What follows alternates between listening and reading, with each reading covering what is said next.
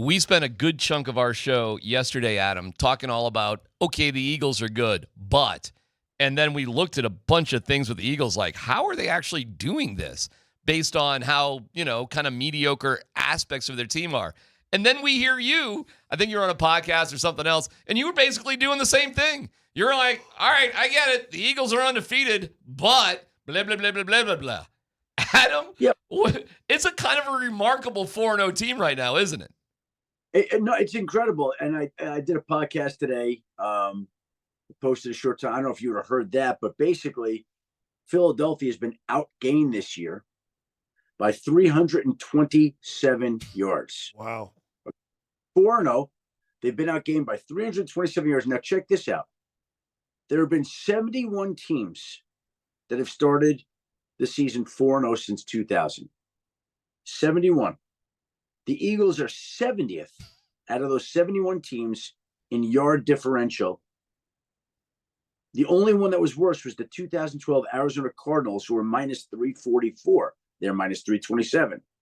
The Cardinals won one more game the rest of the year and fired their coach. Wow. Oh, that's a good little factoid right there. Meaning that when it breaks, it could fall apart. Theoretically. What it says, because this is an Eagles team that's also won 20 of its last 21 games. All I'm saying, they've been unbelievable in getting it done, but not overly impressive in how they're doing it. Okay, and now Denver's tied for second in opposing points per game, 16.8. Denver's first in opposing QBR. Denver's tied for fourth in the league on third down holds and conversions defensively. And Denver leads the NFL in sacks. So Denver's defense is playing at a high level against an Eagles offense that's been outgained amongst the worst 4-0 teams. But again, 4-0. 4-0. Because right? they're ruthlessly efficient in the red zone, Adam. Ruthlessly efficient. And maybe that's what it is. But again, there have been 71 teams over the last 25 years that have started 4-0. Only 71.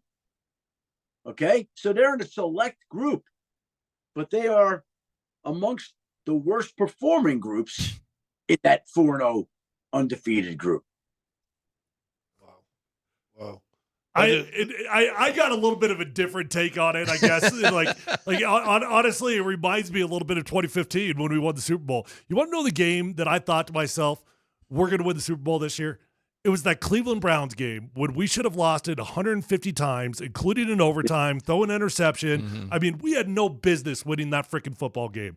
And when we won it, I just looked around and I'm like, I don't know. It's just one of those years. We're winning the games that are tough. We're winning the games we're not supposed to. It just felt like it's all clicking. And when you're 4-0 and it's not clicking, to me, that's a little bit scary about when it starts clicking.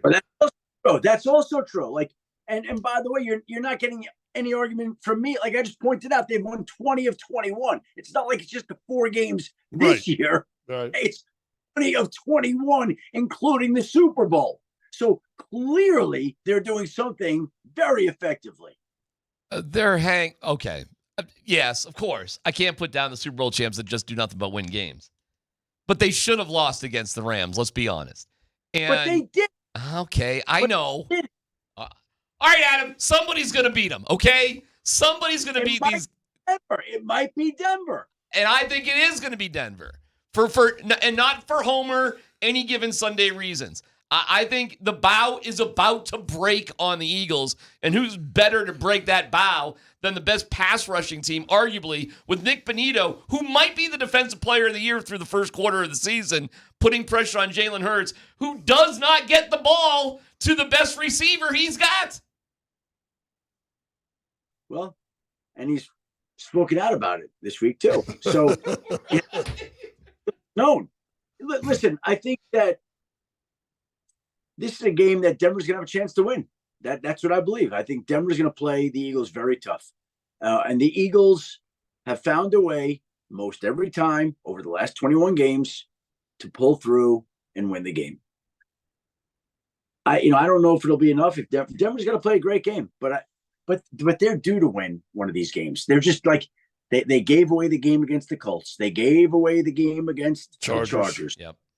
They gave him away. And we thought, like I said, December, damn, I wish we had that Colts game back. Like that's the one when you're coming up with playoff scenarios and playoff clinching spots and home fields. Like they gave that, but maybe you make it up here, and maybe you take the win in Philadelphia. Well, you get one back. And we pointed out in Sean's 3 years here, he's had one of those games where they're not supposed to win. With Russell Wilson, they went into Buffalo and beat Buffalo in Buffalo. Last year, sluggish start. They went into Tampa Bay, who was the hottest team in football to start the season last year, beat Tampa Bay, both road games. Sean's done that every year that he's been here. I think there's a part of Sean that relishes challenges like this. This is the best, the creme de la creme of the NFL. And, okay, no one's counting on Denver to win the game. Let's see what the Broncos can go do. And I think they're going to have a chance. And let me ask you one more Shedeur question really quick. If Dylan Gabriel is terrible, 3 games in a row, do they go back to Joe Flacco or do they give Shedeur Sanders a chance? It's a good question. I'll just say this. It just has seemed like they're not in any great rush to get Shedeur out there based on what we – right? Like he was third string out of camp. They made the change this week. He's third string again. I mean, they signed another quarterback. At some point, I think we'll see Shedeur this season, but it doesn't sound like in 3 weeks. Doesn't sound that way. Coaches and franchises and teams want to win games, but there's a little extra caveat with Shedeur Sanders, just like it happened in the preseason game with surprise, we're going to start him the first game because of injury, and all of a sudden he plays a really, really, really good game, and the whole fan base and the whole world that are Shedeur fans, not necessarily football fans, are going to be all over social media and everything else.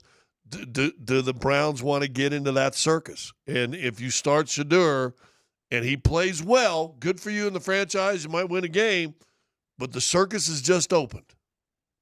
Mm-hmm. Well, but if you feel like he can help you win, you're going to play him, Scott. You got it, don't you? All right, last one for you, Adam, and we appreciate your time. Vic Fangio said that the game has been impacted by kickers taking their balls home and rubbing them up all week before using them in a game. Okay. How do you feel about kickers rubbing their balls up at home? Do you think that has negatively impacted things and swayed things too much? Possibly infected. What do you think about that, Adam? I like long kicks like that. I think it's kind of exciting. Like these 70-yard, like Vic saying there's going to be a 70-yarder. Yeah. I just think that's kind of cool. Like, again, there have been only a select few times when I've ever actually stood up in a press box and went, oh my God. One of them was when Jason Elam kicked the 63-yard field goal at the end of the half against the Jacksonville Jaguars.